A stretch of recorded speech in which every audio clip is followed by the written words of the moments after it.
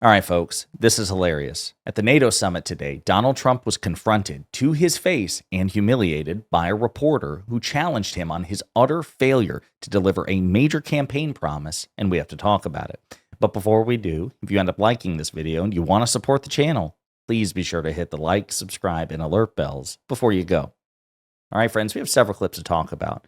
You may have forgotten, given all the crazy stuff going on under the Trump administration, that during the campaign last year, Donald Trump repeatedly promised that if he won the election, he would snap his fingers and end the Russia-Ukraine war in 24 hours. Hell, some of the time he said that he would get it done in 24 hours between winning the election and being inaugurated. Like, he wouldn't even actually have to be president, merely the president-elect, and he's just so damn good, he'd get it done. Well, Trump was confronted at the NATO summit by a very brave reporter about this major campaign violation, and Fact Post, which is a Democratic-aligned Twitter account, is mocking him for it, as well he should. 2023, I would have a settlement in Ukraine and Russia in 24 hours. 2025, ending a war is more difficult than people would have any idea. You see the gist of it, right? This is so good. People should be confronting Trump about his ridiculous campaign promises. So we're going to play this clip and unpack it together. You once said that you would end the Ukraine war in 24 hours. You later said you said that sarcastically. Well, of course it was sarcastic. But you've now been in office for 5 months and 5 days. Why have you not been able to end the Ukraine war? Because it's more difficult than people would have any idea. Vladimir Putin has been more difficult. Frankly, I had some problems with Zelensky. You may have read about him. And it's been more difficult than other wars. I mean, look, we just ended a war in 12 days that was simmering for 30 years, frankly. We ended Rwanda and the Congo. It's coming to sign the documents. We've already signed basic documents, but they're coming, I think, to the White House on Friday. We ended Serbia was going to go at it. But maybe the most important of all, India and Pakistan. And that wasn't whether or not they may someday have nukes like we're talking about in the Middle East, like we're talking about with Israel and Iran. This is they have nuclear weapons. I ended that with a series of phone calls on trade. I said, look. So he's lying, okay? So India has already made this clear. They have publicly rejected the narrative that Donald Trump is trying to sell, that he somehow single-handedly resolved this conflict, which, by the way, that conflict began on Trump's watch. So by Trump and Republican logic that they use throughout the Biden administration, anything bad that happens during the Biden administration was Biden's responsibility, Biden's fault, therefore Biden should suffer the political consequences, and so should his party. That logic we can effortlessly flip on Donald Trump. India and Pakistan, who are two nuclear nations, they were not in any sort of hot war under the Biden administration. So therefore, Joe Biden and the Democrats were objectively superior in this respect. And according to India, Donald Trump and the Trump administration didn't really play a role whatsoever in ending that particular war. So there's evidence that cuts against Trump's claim. So already Trump's at a deficit. On his watch, there was nearly nuclear war between two nuclear states that didn't happen under the Biden administration. So point for Biden and the Democrats, negative points for Trump and the Republicans. And then even with respect to Israel and Iran, Trump announced a ceasefire, got over his skis. Israel and Iran continued to attack one another before, during, and after the ceasefire deadline. Trump was pissed about that and dropped the F-bomb, as a matter of fact. We did a video about that. So that's not really looking good. This idea that he ended a 30-year war with a snap of his fingers, that's not true. And remains to be seen how long this ceasefire will last. So I love that he's just trying to deflect, but his deflections actually crumble under any sort of scrutiny. I'll also point out that he says, well, of course I was being sarcastic. He repeatedly promised to end it in 24 hours. It wasn't just a one-off line, I'll get it done in 24 hours.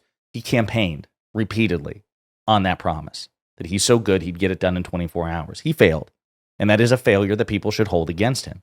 If Donald Trump makes a promise, you should treat it like any other politician making a promise, and if you would fault them for failing to deliver, which is totally reasonable, then I would argue, for the sake of consistency, unless you're a hypocrite and a loser, you should also hold Trump accountable too when he makes a promise and fails to deliver, as he did with the 24-hour, ceasefire situation. And even the admission itself, ending wars is hard. Yeah, no shit. That's why people were calling you out when you made that ridiculous promise in the first place, because it was absurd to think that you could just snap your fingers and end a war that belligerent, that, deep-rooted, that complex.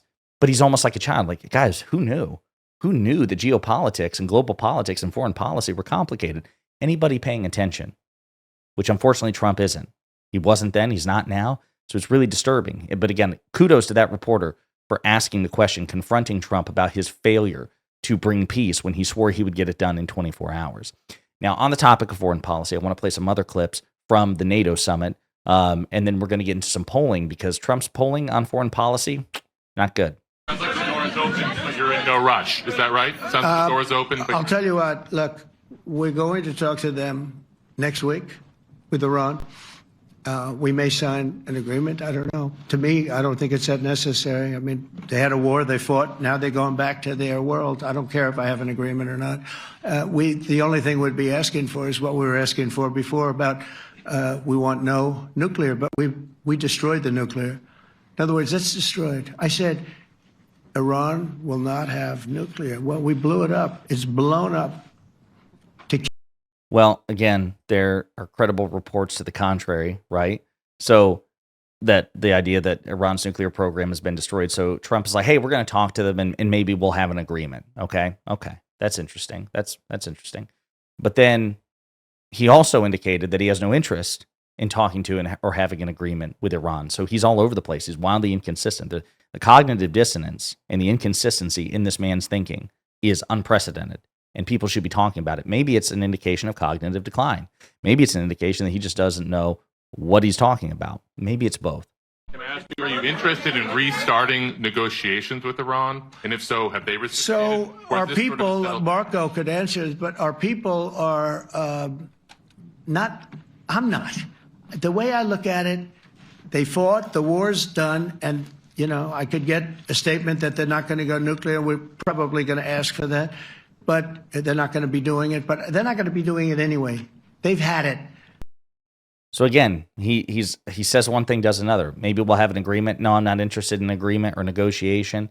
This guy has no consistent foreign policy vision whatsoever.